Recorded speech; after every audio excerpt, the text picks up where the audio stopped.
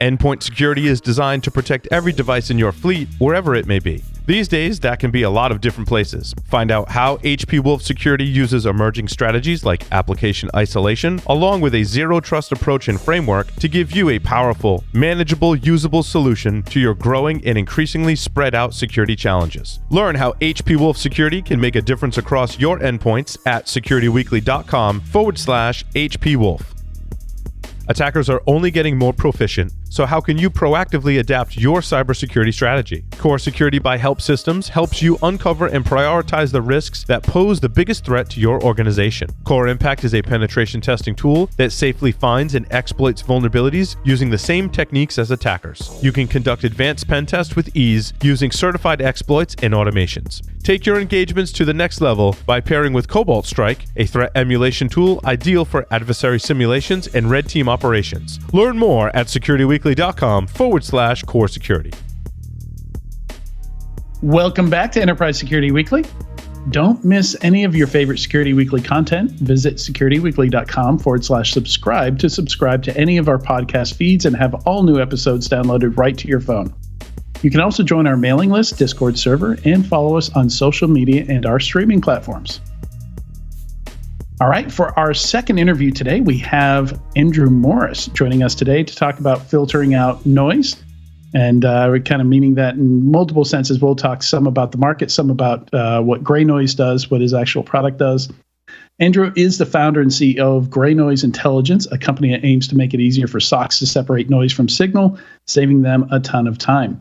Andrew is very passionate about creating amazing products, has excellent swag game, and is a full stack founder. Welcome to the show, Andrew. Hey, thanks so much for having me, Adrian. I'm really happy to be here. Hello, world. I'm really excited to talk to you guys about GreyNoise. Yeah, and this is not a paid or sponsored segment. I just answered a few questions to somebody over at GreyNoise, and they sent me a T-shirt for spending my time sharing some details there. So that was great. I always love good. And personally, I was really excited when we were getting ready for this, and you were like, "Hey, we're going to get on and we're going to talk about GreyNoise a little bit," but then you wanted to talk about the market a little bit and talk about security products and things like that. And that's actually something that I'm really excited to talk about. And so I have a tendency to corner anyone that I can and rant and rant and rant about the market and about building awesome products and stuff like that. So this was like a dream come true for me. So I'm super excited to be here. Yeah, same here. I'm actually in my second week as a product manager for a new company. So I'm really excited about getting to build products as well. But first, let's start out for people who don't know what GreyNoise is. I'm sure you've got the elevator pitch pretty down at this point. Yeah, so the long and the short is basically the internet's really noisy, and every single security person or every person who works in a SOC is too busy. One of the reasons that they're too busy is that they have way too many alerts. Some of those alerts don't matter very much. We'll help you figure out the alerts that matter a lot and the alerts that don't really matter that much at all, so that you can focus a lot on the ones that matter, and you can focus as little as possible at the ones that don't matter, right? And the way that we do that is today by filtering and contextualizing alerts generated by what we refer to as internet background noise. And internet background noise is basically the phenomenon where there are a bunch of people who are constantly scanning, crawling, probing, attacking every single host on the entire internet, not just you specifically. And sometimes internet background noise is really dangerous if it's a new vulnerability that's just recently been released that someone's exploiting on as many hosts as humanly possible. But the vast majority of the time, internet background noise is completely harmless. It just causes a lot of operational overhead, a lot of stress, and a lot of alert fatigue. And so what we're trying to do is just basically make security people as efficient as humanly possible, and aspirationally just solve the problem altogether, so you don't even have to think about it whatsoever. And I love this approach because it really resonated with me, because the way I used to train incident responders is say, hey, look, if the first time you're looking at logs is when the incident is occurring, you're going to go down so many rabbit holes because there's just so much noise there that looks terrible but isn't.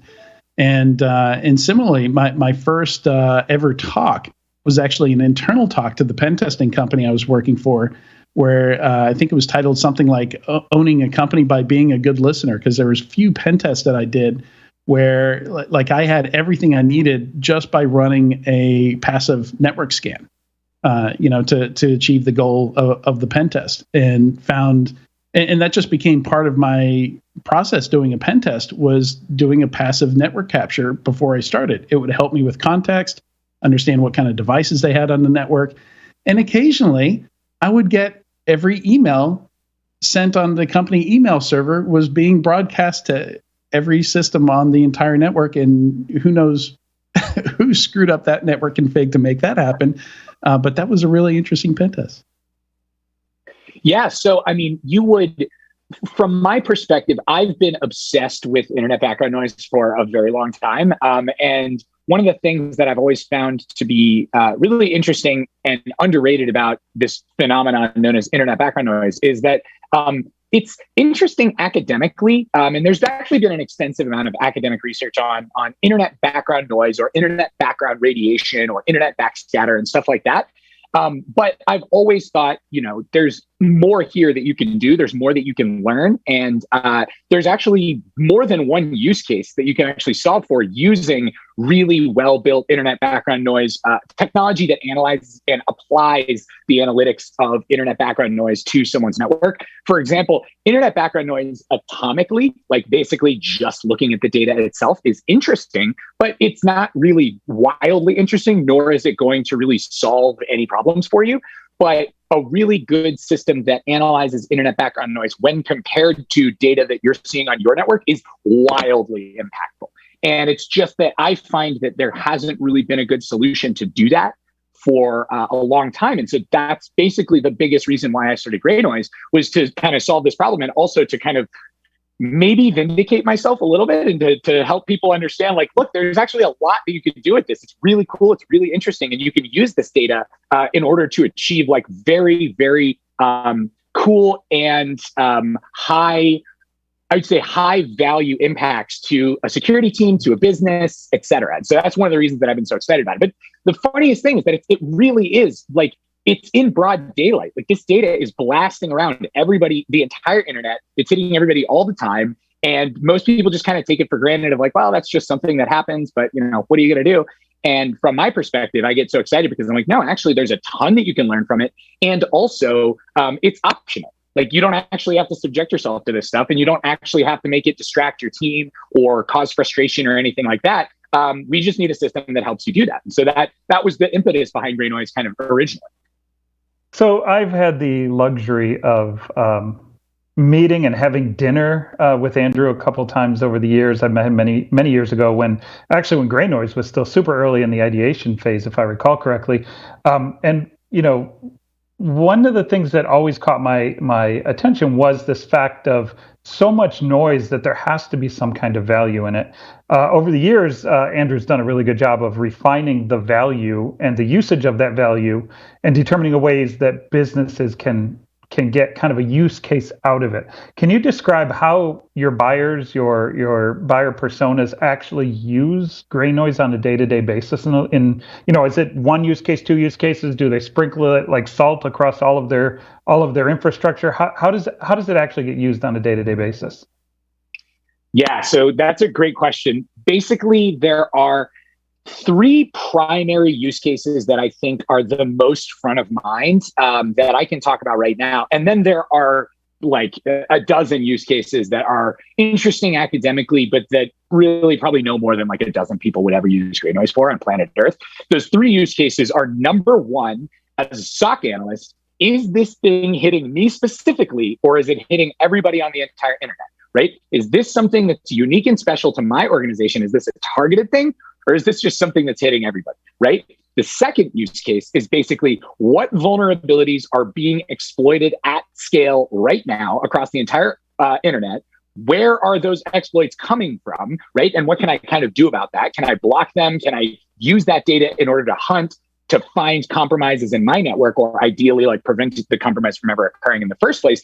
And then the third is, where are compromised systems? Is this system that's talking to me right now, is this compromised? Are any of those compromised systems located in my network? Are any of those systems actually located in any networks that belong to my customers or my partners, or anything like that? Those three use cases are kind of the really, really key core use cases for internet background noise and for GreyNoise. And so for the first, it's basically, look, you could do it in a web interface. You take a source IP address, you look it up in either a web interface on a command line or in a security integration, or that's just happening under the hood. So once the alert makes it to you, you're like, oh, cool. So like, yes, this thing is hitting me. Yes, it's bad, but it's also hitting everybody on the entire internet. Don't care, right? Ideally, show me the ones that are just hitting me, right? Let me see the things that GreyNoise doesn't know anything about, right?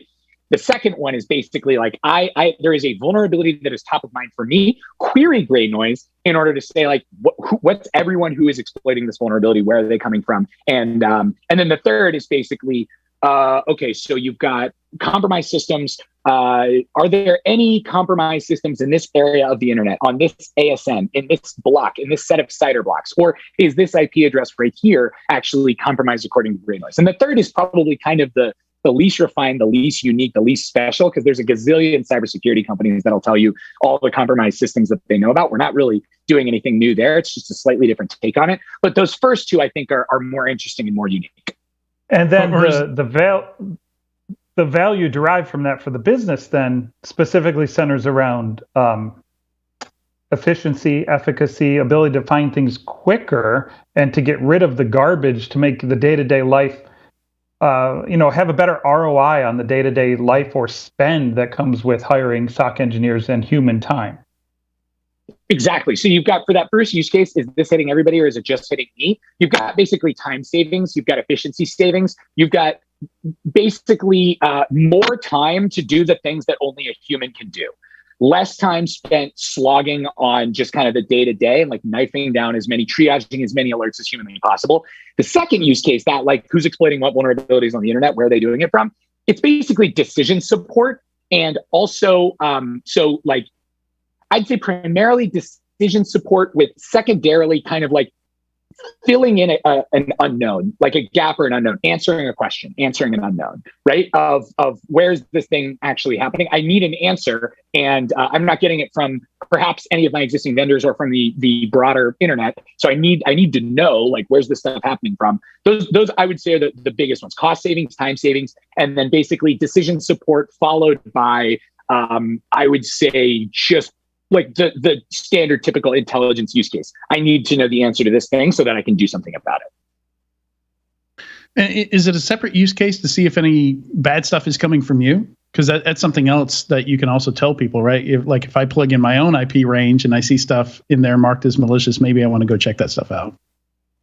Yeah, so interestingly enough, there's two use cases. And actually, I'm not shilling a product right now. You can create a free GreyNoise account. You can set up alerts right now without having to pay us anything or talk to anyone. So you can do this right now without having to talk to anyone. It's free.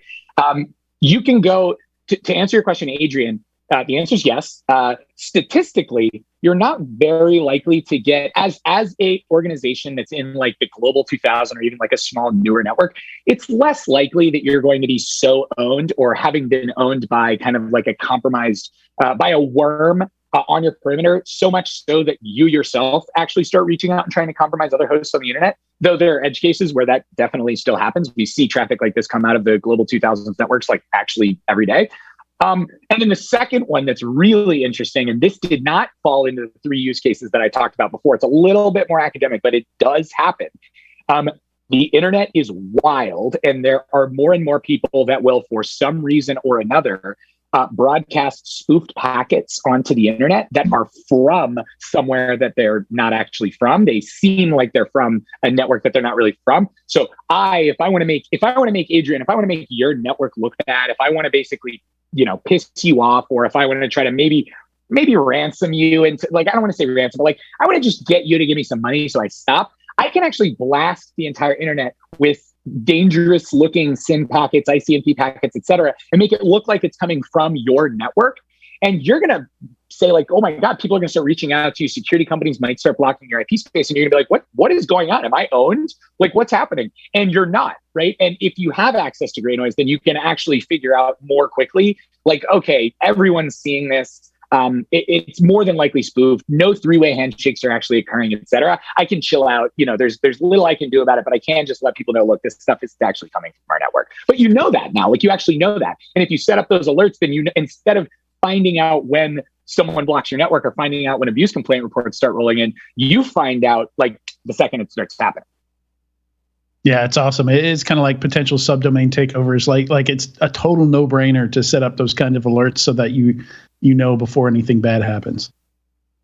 Yeah, it takes a lot of work to get it right, to basically have the data, have the system in place where all of the right questions are answered, so that at very large scale, so that you're able to like really definitively answer some of those questions. For example, it's insufficient for me to just say like, hey, I saw packets from that host over there, it's doing something. I have to also let somebody know, like, have we seen any completed three-way handshakes, right? Which is something that, doing it on like 2 or 3 hosts, it's like really easy. Doing it for every single port on thousands of hosts across the internet all the time is a little bit more complex. Yeah. Katie, you had a question. I do. So, as Tyler said, efficiency, efficacy, and getting rid of the garbage.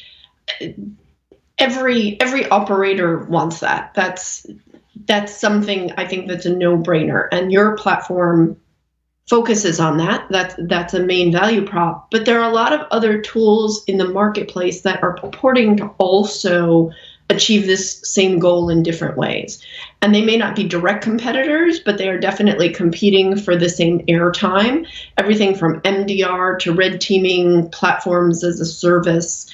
So where would you say the balance is for companies, especially smaller and medium-sized companies that don't necessarily have the budget or the in-house expertise? What's the argument?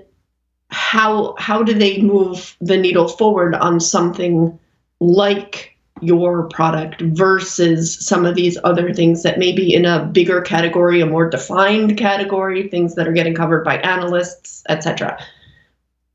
Yeah, I could answer that question for hours. So I'm going to try to answer it as succinctly as I know how to. If you're a small, medium business, and if you don't have a security team, a dedicated security person, or like a place where logs are going and a perimeter, don't buy GreyNoise. Use our free products. Like eventually we're going to have some paid products that we're going to make a really solid, concise case for. We don't today. We're pretty focused on the enterprise right now and to working with other security companies. To answer your question on how should the small, medium-sized business think about this, it would be to basically just ask yourself, like, how many times have I run how many times has an analyst or has someone done manual work until they have gotten to a point where they've learned that a observable or a piece of data or a data point is something that doesn't matter to them? And if that amount of time is like reasonably significant in any way, then try to find a solution to that particular problem. It is hard to answer because everyone thinks that their product does this, which is true. To your point, there are a ton of companies that say, we're going to save you time by telling you the things that you really care about. So it's harder to really kind of wade through a lot of different products and product marketing to figure out exactly how they do that.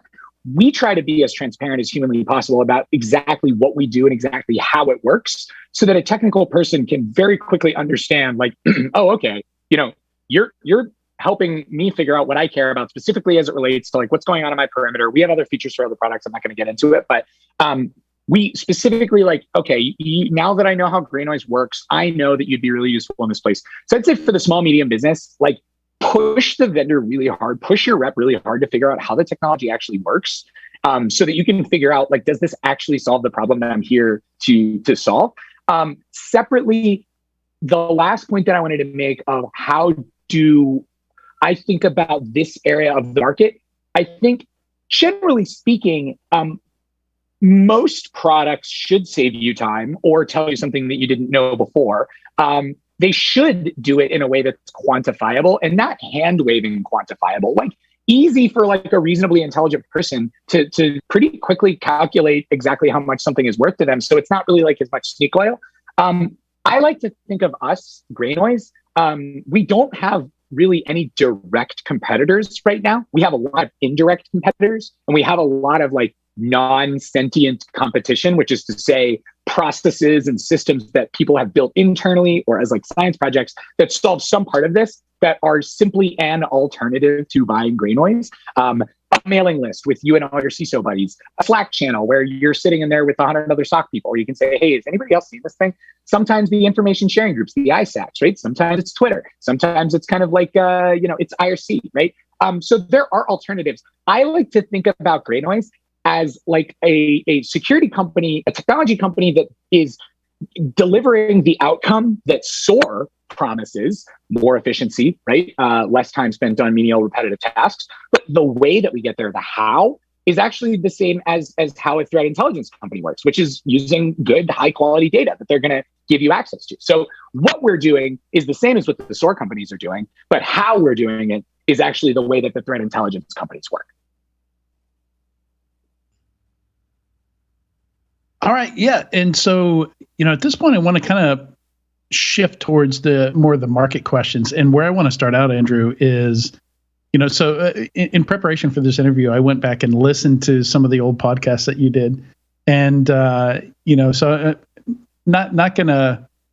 not gonna throw your words back in your face, but you don't have to say it. I was young and green. It was a different time. The years have been hard on me.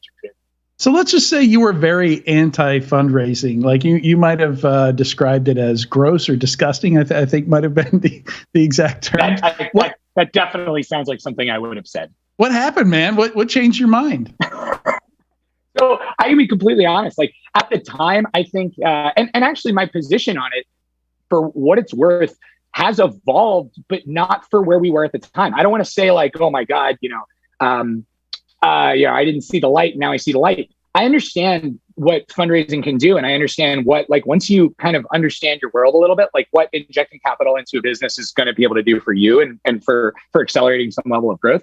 At the time, I think I have a tendency to like say that the way that I feel about something at the time is kind of the most important thing, as a way of kind of like manifesting that thing into, into existence as much as humanly possible. The truth of it was, at the time, and I still absolutely believe this, if you're a founder who doesn't necessarily understand exactly what your value proposition is, exactly how to do the things that you need to be able to do, capital is just going to force you to move in whatever direction you're pointed in much more quickly. And so a lot of people like to throw money at their problems. And I think some problems are reasonable to throw money at, but understanding the core value of what you're doing, especially for a complex product that's in a blue ocean that's not been done before, raising money too soon will absolutely be damaging for the company. And the interesting part is that you'll know that you're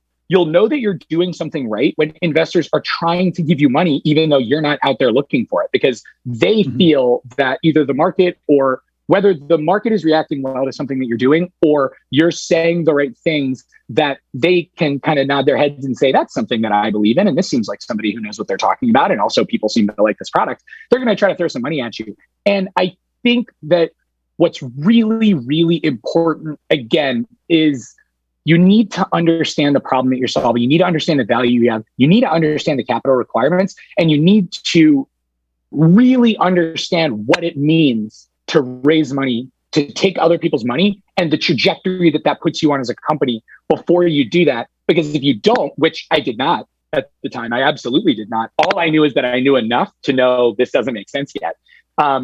And once you do know those things, if you're aligned with those investors, if the terms if the terms basically work for you, if they want more or less the same things that you do, and if they're comfortable with the same kind of timeline that you are and the same kind of outcome thereabouts that you are, then yeah, I mean, raising capital can help you basically build a better company, better product faster, get it to market faster, to more people faster, which is a good thing. It's just that really a lot of the time it doesn't go that way, and that's primarily on the founder or the CEO, the one who took the capital, which would have been me, right? And so I was more, I would say, like, I don't want to say risk averse, but I just wanted to move more slowly to really understand the customer, understand like what the problem is that I'm solving, understand the market a little bit, and understand what it means to be a founder and a CEO before I was going to risk taking somebody else's money and potentially, in my head, losing it or even relinquishing control of my company,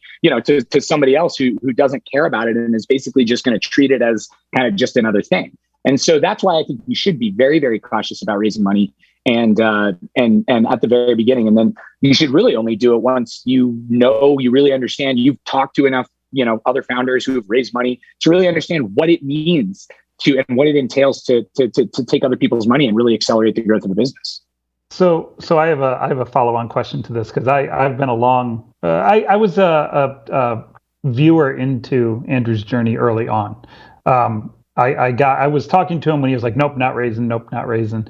And I said, that's fine, great. We'll continue to remain friends. We'll figure this out. And now he's raising. And I think it's an amazingly self-aware process you went through to get where you are today with the understanding of how to build a business and how it links to the market. And I can't tell you the number of young first-time founders I speak to that don't have that vision, have taken in $6 to $15 million in their seed or A round, and they're just lost. They're like, I don't know how to build a business. I don't know what position we sit in. I don't know how to message this thing. And, it takes somebody like me to come in and kind of provide guidance and help. What other, if you were to distill, hey, here are the 1, 2, 3 laws of Andrew Morris that here's what I've learned in the first N years of building GreyNoise from scratch. Do you have a couple of life lessons that you've picked up other than kind of the self-awareness of when to take funding? So the number one, which was absolutely true for me, is that I ended up raising money because I couldn't not do it. Like it sounds weird, but basically I got to the point where I was still a solo founder. I just stubbornly, selfishly refused to take on a co-founder because I had a suboptimal outcome with another co-founder. And so I just said, nope, I'm doing this all by myself. I don't care. I'm going to write the code. I'm going to do the sales. And then we started getting a lot of users. We started getting customers, and there were not enough hours in the day for me to do the things that I had to do. And like money started to fall on the ground.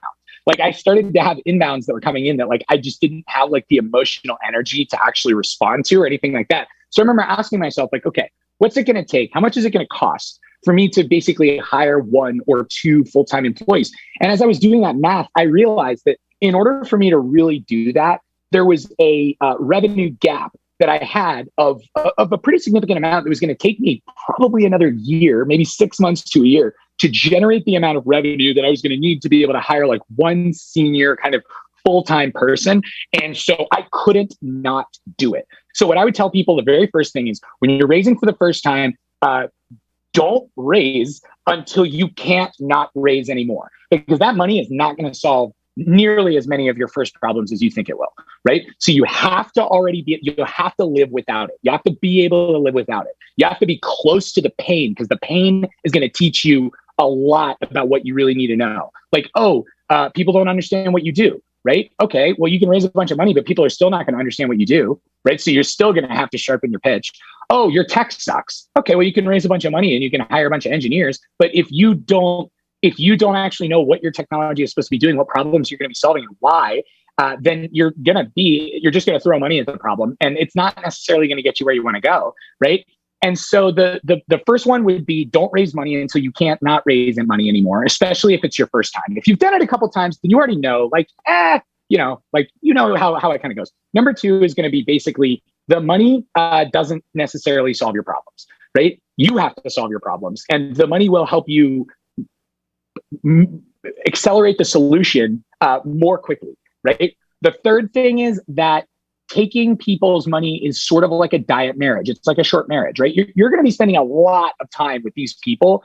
They're going to be on your boards. They're going to be in calls with you. In a lot of ways, they're sometimes going to be the only people that you can turn to when you have a problem. So you better enjoy being around these people and have the ability to trust each other. So you really, really need, honestly, to personally enjoy the people with whom you're going to be interacting with the most closely, who take your money. The fourth thing is, don't take anybody's money who you're not willing to lose, right? Whose money you're not willing to lose, because statistically, you're more likely to lose it than you are to turn it into a lot more money. The fifth thing, believe it or not, is don't rake yourself over the coals too terribly much with imposter syndrome. Once you know that you need the capital and someone's offering it to you, don't overanalyze whether or not it makes sense for them to do. They're the investor, right? They're the ones that are making the call. They're the experts on this. You're the one who's an expert on whatever problem you're solving. They're the ones who are experts on like the market, capital, businesses, growth, et cetera.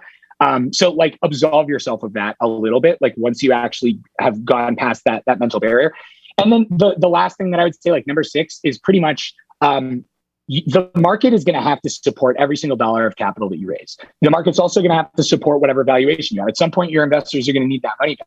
So you can ask for whatever valuation you want to if you've got a silver tongue and if you know how to really kind of like work people, and if you're charismatic and if you really build a really good case, and if you make the market seem absolutely gargantuan and that you're going to really, really get it. There's a gazillion people who need this thing and I can sell for them, and the total addressable market is $100 billion gazillion dollars. If the market doesn't support, as you continue on this track, right, you're going to have to basically, someone's going to have to buy that company at some point. Someone else is going to have to basically invest in the company again at a larger valuation at some point. And then eventually someone's going to have to buy it, or you're going to have to go public. So one of the things that when I see some companies that overraise and they solve like a really complex technical problem, I always ask myself, like, my especially at a gigantic valuation, like a $10 billion valuation, I always say to myself, like, my grandma is going to have to start buying this product for you to justify this valuation. And my grandma's probably not going to buy this product anytime soon, right? So like, you really need to be careful about some of those things. I don't want to go on and on and on too terribly much, but the last one that I'll say is that at any given point, you really need to be able to break even. Like, you don't have to break even. You never have to actually do it. But from a cash flow perspective, like if you raise a certain amount of money, and this is more of an operational thing, if you raise a bunch of money and you get that to your burn starts going up, things like that, you need to always be able to become self-sufficient if you have to, because as we found, especially in these times, the markets can constrict. And if you become addicted to that capital, to that outside capital, you forget how to just be without that outside capital. And that is basically, it can be really just as bad as kind of having to shut down a company. You're talking about basically raising a down round, which is very bad, having to fire a bunch of people, which is very bad, having a really bad outcome for you, for your customers, for your investors, that's bad. So you need to always be able to have some path to being able to get back to self-sufficient and get back to break even. So that's an interesting point, because one of the things I was going to bring up is you once said GreyNoise will never be $1 billion company. And, I think back when you said that, absolutely, I would have agreed with you, but the market we're in right now, we just added 6 more unicorns in the last month to cybersecurity. And for a total of 49 cybersecurity unicorns, valued at $1 billion or more. What do you think now? What gives? Yeah. So I changed my mind. I think that GreyNoise can be $1 billion company now.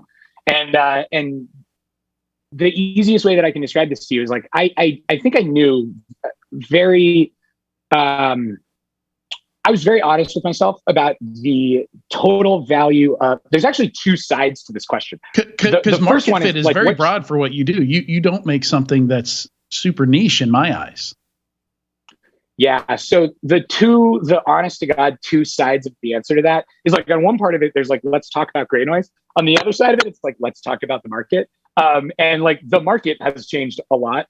And the buying power of dollars has changed a lot over the last kind of like 5 years. And so in that way, like the barrier to becoming $1 billion company is a lot lower right now than it has ever been in history, because the word $1 billion means less. That number means less than it did 5 years ago, 10 years ago, right? So that's the grossly oversimplified way. I'm not going to dive into like quantitative easing and the Federal Reserve right now, but that is actually kind of like a very real part of the answer to your question. As it relates to GreyNoise specifically, the problems that we're looking at solving now are $1 billion problems. We, at the beginning, and honestly, for the first like 4 years of the company, I was thinking about quantifying the value of GreyNoise as it relates to saving people time and energy on investigating alerts that have already happened. And in doing that as an intelligence solution, right? That's kind of like a denoising intelligence solution. And in that way, I just couldn't see it. I couldn't see a way that we could be $1 billion company in that way. I mean, like maybe I wasn't thinking big enough. Maybe I was being too realistic. Maybe I just didn't really understand business yet. But I just couldn't really see it. now as a company, we're really looking more at like solving the problem altogether of internet background noise and preventing internet background noise from touching anyone, including basically all of the compromises that initiate as a result of opportunistic attacks. And in that way, I absolutely see GreyNoise being a $1 billion company. And so that has just changed. I mean, the market's changed around us, right? The GreyNoise, the company has changed. Like the problem that we're solving has evolved. We're taking a bite out of the larger part of the problem that is absolutely at least $1 billion problem. And then the very third thing is I have straight up changed my mind. Yeah. So let's see where to go from here. I know if I'm recalling correctly, you enjoyed the talk that me and Haroon did, the products we deserve. And I totally think that you can be a fan of what we said in that talk and raise money. I hope that clearly came out of that keynote that we did.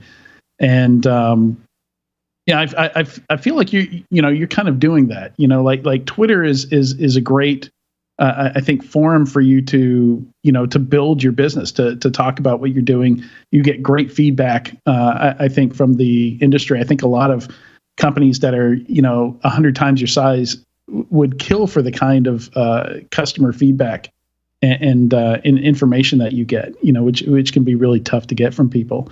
But yeah, when you think about kind of growing the company and marketing and sales and things like that, like going back and listening to your stuff, I've never heard a founder say, "Don't buy our product more than you have." But still, I think that makes people want to buy it more because they don't feel like they're forced to, and you're very clear about what it's used for, who it's right for, and who it's wrong for. So I'm not sure if I have a question in there. I have a lot of thoughts about your thoughts, though, so you don't even have to have a question. But if you think of one, then just stop me and let me know. Sure. Security people are extremely marketing and sales resistant. We're a really pissed off crowd, right? We've been let down by a lot of vendors, and the market is big. And honestly, like security people are really salty because, and I don't blame security people. I'm salty in this way. The market's growing and growing and growing. These companies are getting bigger and bigger and bigger. The RSA gets more ridiculous every year. That vendor hall gets more and more ridiculous. I saw a zebra one time at the RSA vendor hall, and I was like, what? There's a zebra here? A live zebra. And I just remember thinking, like, this is insane. How is this happening while at the same time, like, breaches are getting worse and worse, and they seem to happen more and more, and security people are more and more burnt out? Like, I'm pissed, right? So in that way, like, I think I can't fix the industry. I can't fix the way that stuff works. But what I can do is, like, I can just be straight with the practitioner. I can be straight with security people, and I can say the stuff that, like, a lot of people probably aren't going to want to hear, but they're real. And I really mean it, right? Like our product is absolutely not going to solve all your problems. It's not going to solve most of your problems. Our product is going to give every single one of the people in your SOC a couple hours back every day, right? Like that's what we are going to do. I promise you that's what we're going to do, right? And so the very first thing is just, you got to know the audience. And I was a security practitioner for a long time. And so in that way, like I totally get that. And I think security people really appreciate that a lot. Just tell the truth. And like even like the really like not directly what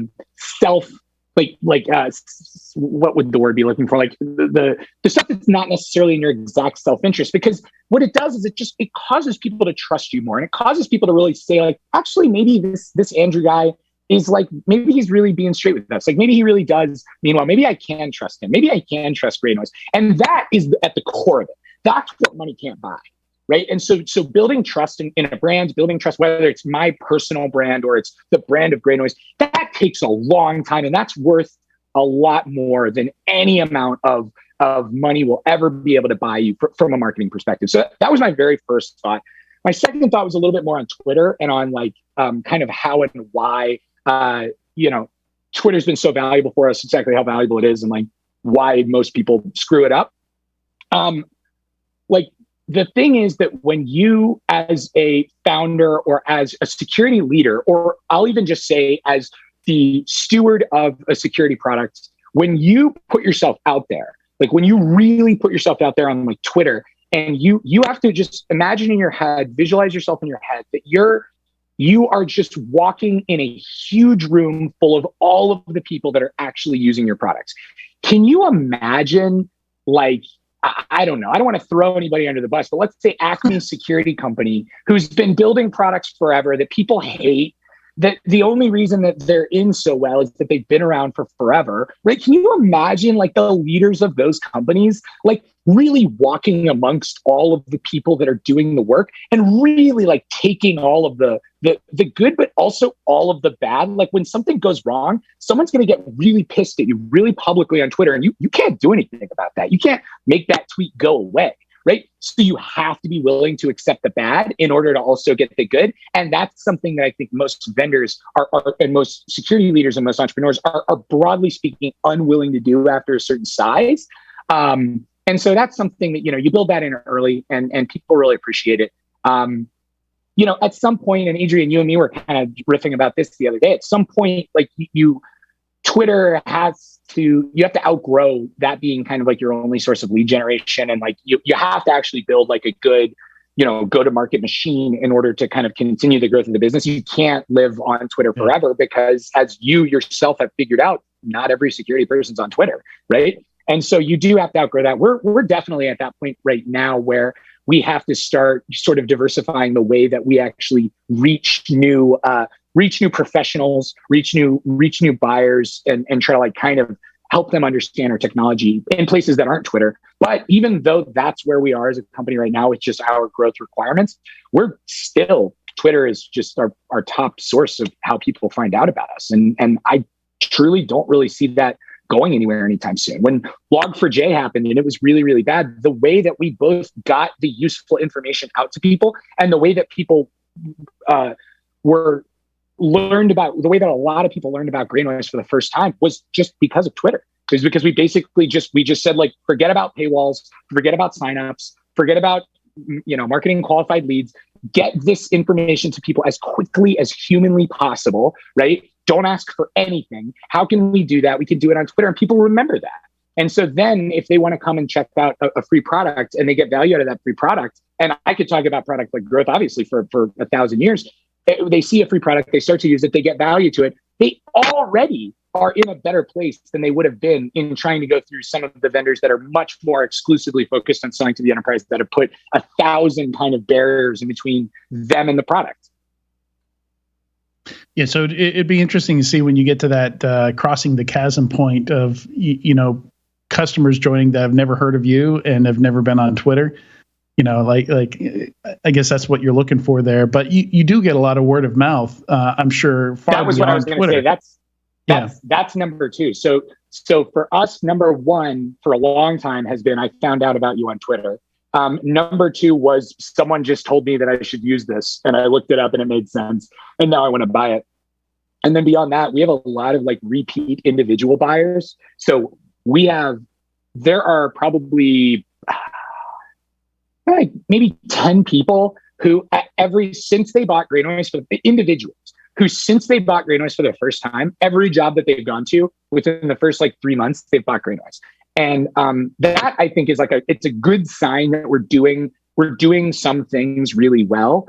And so that kind of like sort of, I don't want to say brand loyalty, but that kind of like brand loyalty to a specific problem is really, really valuable, because that's a market that, as long as we end up always holding on our end of the social contract and we keep solving the problem, we make sure that the data stays good, we don't fundamentally start, change who we are or what we do or why we do it, then they'll keep doing that. They'll obviously keep doing that, right? And so we want to turn as many people as possible. So every person that we meet in security is basically a potential GreyNoise user at some point in their life.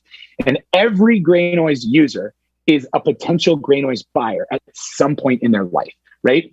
And so we want to turn as many people as humanly possible into like evangelists, so that they will go to bat for us, because that's how you end up with people who are willing to kind of spread the word for you. And you want to, our job as the product company is to make it as easy as possible for people to evangelize our product.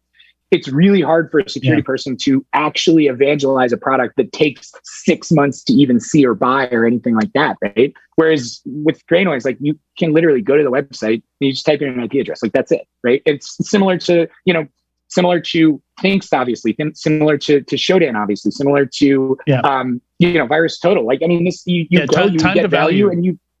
Yeah, time to value has to be very, very short for that to work. And it's a combination of things. I think you're very much the Haroon for your business, where I don't think Thinkst would have taken off in the same way if you didn't have this well-known, trusted entity, kind of at the head of the company. That was very well spoken, very good about talking about the problem, the value prop, and all that, and made it easy to. Again, price point. Point comes in there. Like there's certain things that have to be in place, I think, to have a product that takes off like this and turns people into fans. The reason I'm wearing my shirt today is I think that's one of the keys. Is like, don't be stingy about handing out swag. Like send it out all over the place. Anything that helps people, bring it up and have a conversation about GreyNoise is going to help you. We are psychopaths about the swag. We have a swag committee. We have basically, like, the swag has to meet certain criteria. We spend a lot of money on it. We don't make a direct dime from it, but people wear it all the time. There is no feeling worse. I'm like really sensitive to like sensory sensations and stuff like that. When you go to a security conference and someone scans your badge and they give you a shirt, and the second that shirt touches your hand, you're like, this shirt sucks. Like, is this canvas? And then you look at it. What is this made out of? What is this? And then you look at it and you're like, this shirt doesn't even look good. It feels bad. It doesn't look good. You're actually more pissed off than you were before. You're like, actually, I wish you wouldn't have even given me this. Like, I'm going to turn this into rags. I'm going to give it to, like, I'm going to leave it at the conference. Like, this sucks, right? So, like, how do we turn this into something that's like really beautiful? So that's like, funny enough, that's all it was basically me being so sensitive and so pissed off every time a vendor was giving me some stupid t-shirt. And I'm just like, this sucks. And so the first time we bought shirts, it was still when it was me running the company solo. I got a box of the shirts. I whipped them open. I looked at them. I put them on. And they weren't good enough. And I ended up giving the entire thing to a charity where it was, which I actually like now. I mean, they were happy as clams to get them. But I was not willing necessarily to basically say like, these are the ones that we're going to be putting forward in these, at conferences or something like that. And so I wasn't willing to kind of like throw things behind it. And so we did it again. And we iterated on them. I will buy the shirts or the hoodies or the sweatpants or the hats or whatever. I'll buy them before they're branded, and I'll wear them. I'll wear them for like weeks until I really feel good that like these are good. You're gonna wash them a couple times, have other right? People who are, yeah. We'll sure. But I'll wear the blanks, and I'll wear them. And we do that. And I cannot tell you how many things that we've had that have failed the test. And it's a dumb thing, but it's just basically like the strategy works. People love receiving their GreyNoise swag. They love representing GreyNoise in this way. They love wearing it. They love telling people about it. We have people who will reach out. All right, this is how insane it is right now. If there are knockoff stores on the internet that sell knockoff GreyNoise swag for money, we've never charged a dime for any of our swag. Yeah. And so like you'll see these on Twitter whenever people talk about like how much something about GreyNoise swag, people these like bots will drop it, and like you can see it on Google. And like at first I was like enraged. And then after the fact, now I'm kind of like, well, this is actually really good. Like this makes me feel good because it's like, someone's trying to copy it. But that to me, it really means a lot. And we really care about that a lot. We care about the detail a lot. And I learned that from Haroon in a lot of ways. And I learned that from Ang, who runs Red Balloon, because it was funny. I got swag from them 6 years ago. And I was like, man, this shirt is awesome. Like, this just feels so good. This is the best swag from a security company I've ever gotten. And I still wear that shirt all the time. And so that's the feeling that we're trying to create every single time somebody does this. And it works. Which company was that one? The second one you mentioned? Red Balloon Security. Red Balloon Security. Red Balloon. Yeah, incredible swag. Yeah. Very cool. Yeah, I've got some Red Canary shirts that I still wear that are very, very comfy. Oh, the Red Canary swag is actually really good too. I don't have any, but a lot of my my colleagues wear it all the time. I wish I had some. If you're listening. Yeah. Yeah. So before we wrap up here, one more thing I wanted to talk about, getting more to like the current state of things, maybe back more on the product side. One of the things I noticed people complaining about back when Log4j came out, and immediately, within hours, there was noise on the internet. There were people scanning for it, and I think the numbers I've seen, like I talked to Derek Mankey over at FortiGuard Labs, and he said it was like 50x more than the previous celebrity vulnerability we had seen. Like the amount more scanning we saw there was exponential, and some of that was security vendors scanning for those exploits. Some of these like security rating vendors and stuff like that. And I saw some people complaining about one of them just going too far, because to validate Log4Shell, you kind of have to do the Log4Shell thing. Like it's just, an exploit string. The only way for you to know is to get the customer's code to actually reach out back to your listener. So what's your feeling there on where the line should be drawn between what you're going to label in GreyNoise as benign and what you're going to label in GreyNoise as malicious? Like, do we need a third tag? Do we need like a sus tag that's somewhere in between? So this is an incredibly difficult question to answer definitively, because it's more philosophical than anything. The first thing is that the internet is the absolute wild, wild west, and that all we really have is like the Computer Fraud and Abuse Act, which is a joke, and everybody knows it. So like, we kind of build almost like a social code, and that is always in flux. That has been in flux for a long time, since the internet's been around. So this is a big part of the reason why this is a hard problem. The second one is with Log4j in particular, you nailed it. Like, you couldn't test for the existence of the vulnerability without also exploiting the vulnerability. And I don't think that the security companies necessarily thought as much about the impact that their scanning was going to have when the proverbial feces was hitting the fan, and it was really bad. I don't think they really realized. I think their intentions were really good, because they were going to provide that data to all the people that they needed to provide it to. But I just don't think they really thought about exactly how painful that was going to be for the defenders on the other side of that. Let me shift the perspective of the question a little bit with that. So the perspective here, I guess, me being I'm now a product manager.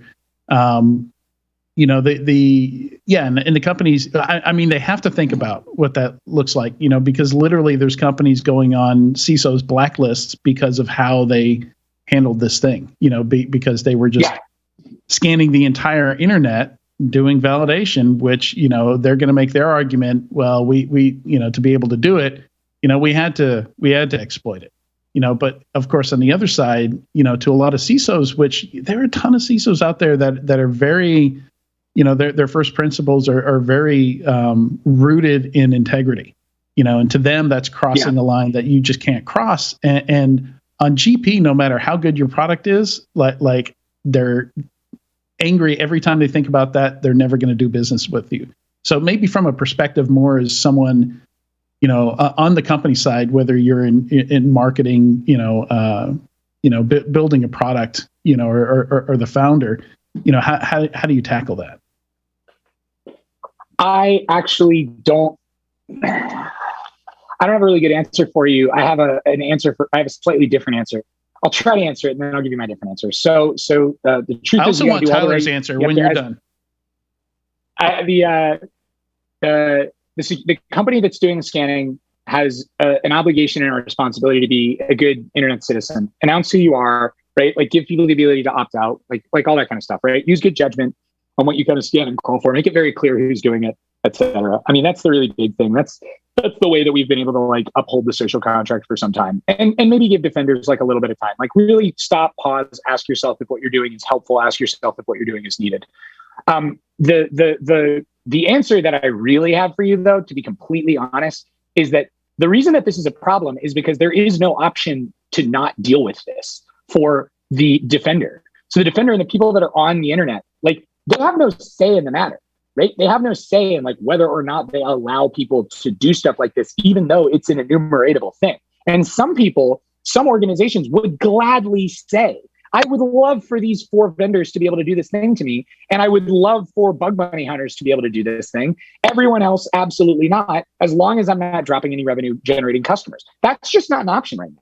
And my personal opinion is that is going to be an option at some point. GreyNoise is trying to drag that world into existence right now. And so like at the end of the day, it really should be the call of the company, the call of the defender. And so that's my honest to God answer. Number one, security companies that are trying to make the world better are sometimes making the world worse. Popping other people's boxes is unsustainable. Like whether it's a lot of popping other people's boxes or it's a little bit of popping other people's boxes, like breaking into other people's houses to tell them whether or not something bad's going on is not sustainable. Like going down that path is not sustainable. Like that's a level of like cowboy stuff that's just not going to keep working. It's going to stop working really quickly. And it just doesn't make sense. So I truly believe that once the tools are there for the defender to be able to say like, can I opt out of like all of this without affecting any of my like regular business users? They're going to. But you're still going to label it as benign, correct? As far as the intent goes. Yeah, sure. Yeah. I mean, you can, as long as from GreyNoise's perspective, as long as you're following like our research team's like guidelines for basically scanning the internet and you don't do anything outside of that, we will continue to call it benign. But at the end of the day, like, even if it's benign, doesn't mean that people don't have the right to basically just say like, I don't want to see any of this. Like, this is for you more than it is for us. Therefore, we would rather not allow any of this to talk to our entire network. This is our network. We can completely control who's allowed in and out, right? Tyler? Yeah, this is a question that's it's been around for as long as vulns have been around, right? I mean, we've tackled this question in the traditional kind of old school way of should we create worms that automatically go fix, right? It's a similar question, slightly different spin of, hey, we're doing good, we're solving the problem, we're closing the door. But, is it safe? Is it secure? Is it going to do it in a way that's going to cause more harm than good? And then, when you strip away all of that, if you assume the technical capabilities are there, is it ethically right to do that? And I don't think there is an extremely clear-cut answer. You can almost use the analogy, you're driving down the street and you see somebody's garage door open and they're gone for the weekend. Are you allowed to walk in their garage, hit the button and run out just to make it more secure? Or have you done a breaking and entering, right? There's no That's a really good answer example. here. Yeah, Right? it's a really good example. There's no clear-cut answer there because they could say, hey, get the hell out of my house. I never wanted you in my garage. Don't ever do that again. Or they could say, hey, thank you so much. We were out of town. We're more safe now. And so I don't think there's a clear-cut answer, but I think Andrew's spot on in his commentary that it's about in an ideal world, it's as simple as saying, hey, owner of the house, is that okay? Right? And if we can figure out a way to technically allow the owner to make that call in real time on an issue by issue basis, we could be in a spot where we could do it in an automated way. But until then, the ethics are just too difficult, and the de facto standard has to be, I'm sorry, I'm not going in your garage. Yeah. And Tyler, to your point, I think that what I would really like to see is a lot more having to win over the customer or win over the defender to say, let me make the case to you on why you should allow all of my scanners to basically talk to your entire network, right? Because then that's when they can say like, okay, make the case to me, right? Like, tell me. And then this is when you say, you're going to get all of these things all of the time. And if you wanted those things without my product, it would be really expensive for you. It would be really difficult. So just here's the case, right? X, Y, Z, A, B, C. And I would like to see more vendors like actually have to, like, I don't want to say get permission, but be able to make that phone call, right? Introduce at a non-technical level, like, this is who we are, this is what we're looking for. And then be able to make that phone call and say, hey, can we do this? And they're like, yeah, of course, come on in. We already talked about this. Okay. Right? So be careful though. Be careful though, to achieve that, it requires a hell of a lot more marketing dollars and a hell of a lot more venture investment. Just saying.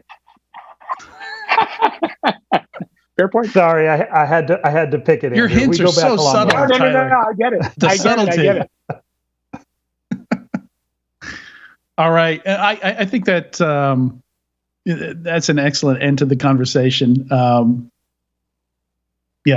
mean, this is great. This was everything I wanted it to be. I actually had more questions, but we've already gone pretty long. But Andrew, thanks so much for joining us on Enterprise Security Weekly today. Anything else you want to share before we let you go? Man, I really appreciate you guys having me on. We launched a new feature in GreyNoise. It's also free. The next time a log4j happens, you can go and get like a custom block list that's free. It's unauthenticated, and you can basically punch it into your firewall so that it'll always be polling the IPs that are doing whatever the thing is, exploiting the vulnerability. So you can kind of automatically block them all the time. So that's my shameless plug of the day. Again, it's free. So that's it for me. Separately, like guys, I've really, really enjoyed this conversation. Adrian, Tyler, you guys are fantastic. And I just, I really appreciate it a lot. So anyways, thank you guys so much for having me. I really appreciate it. Yeah, and thank you, Andrew.